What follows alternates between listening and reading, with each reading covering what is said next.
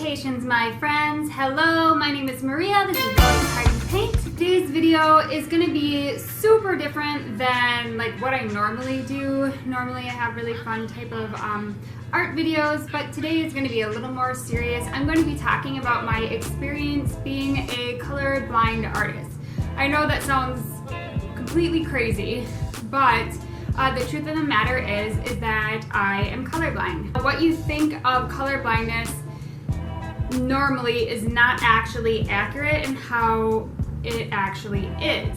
Most people think of that as seeing the world in black and white. Well, you don't really see the world in black and white. You still see color, but in different ways.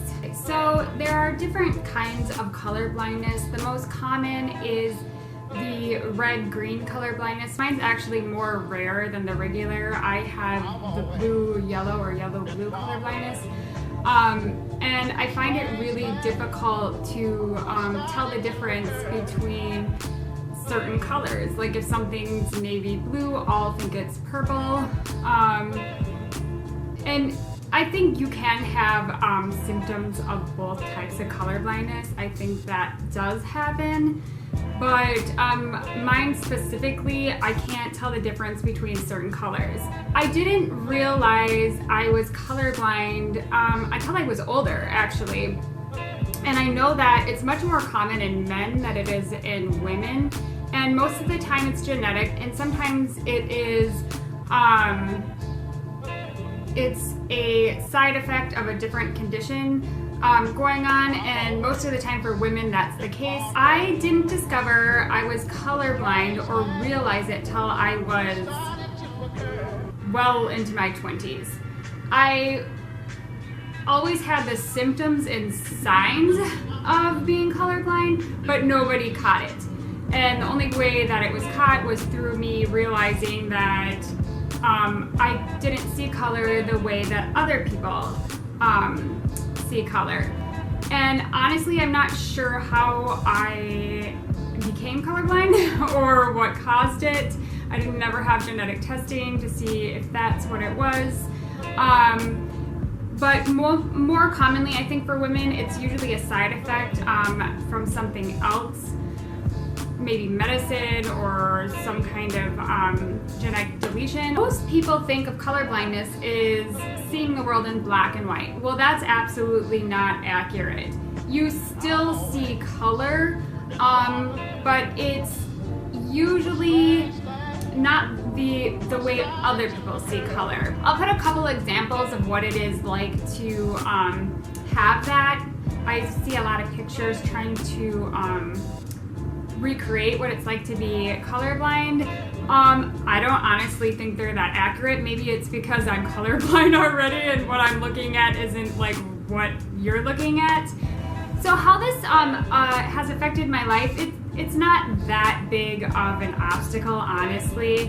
I mean, so what I see, like you might see a really deep purple and I'll think that it looks like navy blue, or vice versa. It's that kind of thing.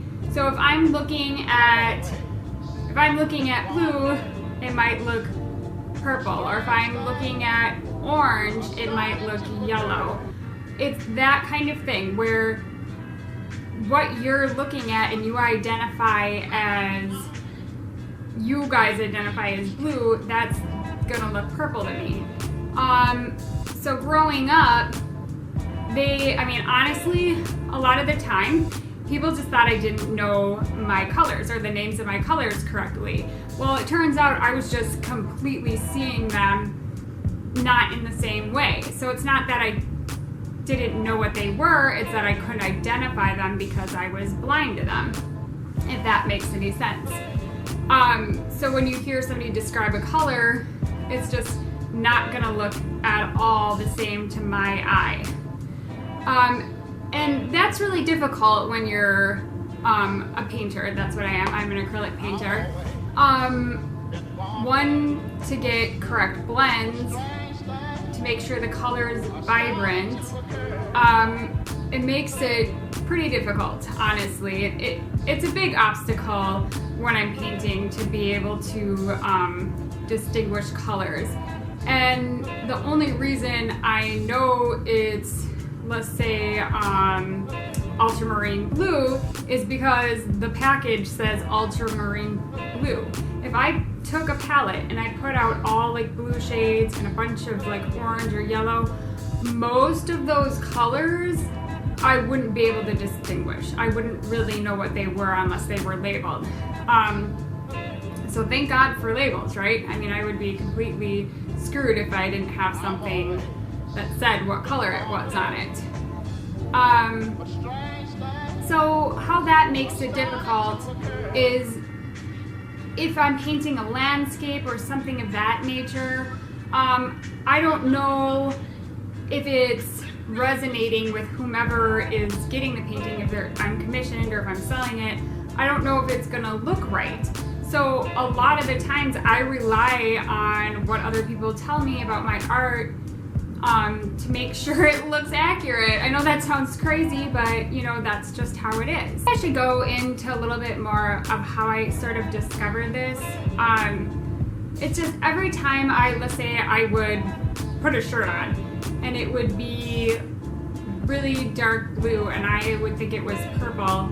And I mean, that's the one that I have the most trouble with, distinguishing between blue and purple tones, like deep ones.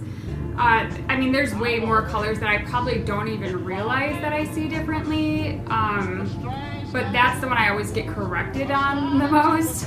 And, you know, I'd have like a pair of black pants or something with it, and, you know, one of my friends would go, you know, blue and black, you shouldn't wear those together, and I'd be like, no, this is purple, what are you talking about? I look completely normal.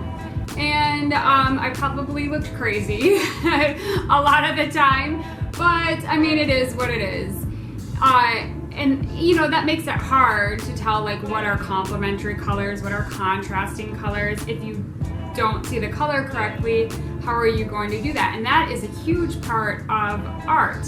Another thing I have trouble with is when I'm editing photos that I take of my art, or just photography in general, doing oversaturation.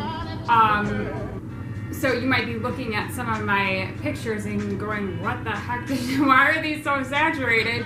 It's because some of what I see is a little bit dull. I believe it probably is a little bit more dull than maybe what you see.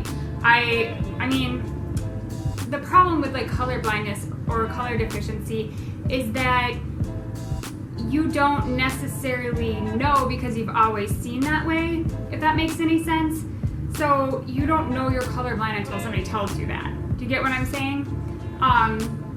You don't know something's not as vibrant until somebody tells you that. It's just, that's the only way you can really find out or know, is if somebody else catches it for you. There's no way you would ever realize it otherwise. So, with my art journey and where I've gone, and what I've kind of gravitated towards recently is painting in either like more of a monochromatic way or just on the grayscale. I tend to do a lot better painting on the grayscale. So most of what I used to do was like mainly like landscapes, and I found it really helpful to do silhouettes as well. That when I have something against black, it makes it look more vibrant, and the contrast, it helps my eye kind of see the difference in tones. I'm not really sure why that works, but it does seem to work for me. And then like this, this is just the start of it, so it looks a little crazy. But just painting in the grayscale really has helped make my art blossom, I think, more to where I feel like I've just gotten a lot better, because it's helping. It's a lot easier for me to see it in, like, when I'm copying something, if it's in the grayscale versus if it's in color. And this is actually true for anybody. If you have trouble kind of with picking out tones of colors, and seeing the difference when you're like doing portraits. It's a lot easier to pick out light and shaded areas doing that versus painting in color. But it's not like I'm just living in a black and white world. That's not the case at all. I almost specifically made this video just to kind of bring awareness to that it's not like what I'm seeing is like an old time movie and everything's like in black and white. It's easier for me to see in black and white because then I don't have to tell the difference between colors. I guess really that's the biggest obstacle, is trying to paint with those colors that I don't see the same way as you guys do. So that's really just my story about being colorblind and how that affects my art and life. I guess it doesn't really affect my life that much, but being an artist, being colorblind it's kind of difficult, honestly, just because you can really botch a painting because you don't know what color you're using and how it's gonna mix, especially with like certain undertones. Not all things work together, and if you don't know and can't tell what it is, and the only way you can tell is by going online and reading what the undertones are, that's the only way you know it's gonna work with another color. But thank God for the internet. But if I didn't have the internet, I think most of my art would look pretty ugly. Anyway, that's my story. Thanks for hanging out with me. I hope you have an awesome week, an awesome weekend, and I will see you next week. Alvita saying goodbye. Toodaloo.